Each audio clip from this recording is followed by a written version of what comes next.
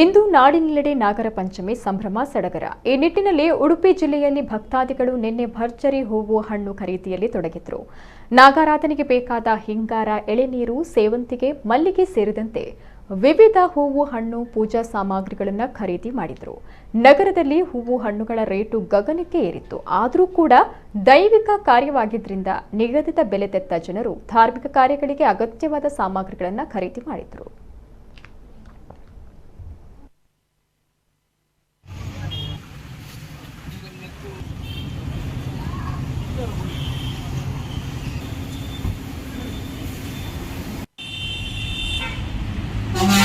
ಬರಲ್ಲ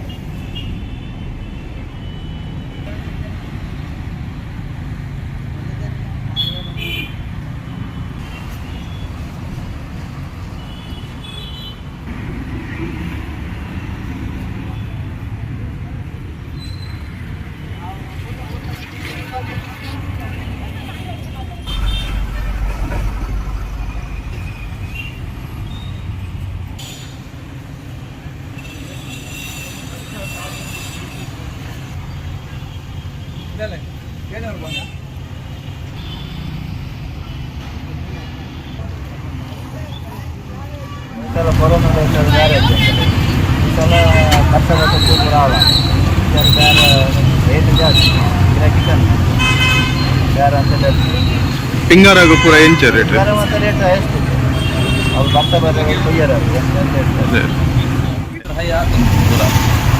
ಕಾರಣ 50-60 ರೂಪಾಯಿ ಜಂಪ ವರ್ಷ ಹಿಂದೆ ಕೂಡ ಬೋಣದ್ದು ವರ್ಷದ ಪೂರ ಬಾರದ ಕಾಯಿಲೆ ಪೂರ ಅನ್ನ ಪೂರ ಖರ್ಚನ ಅಂತ 11 ಮಂತ್ ರೇಟ್ ಜಾಸ್ತಿ ಆಯಿತು.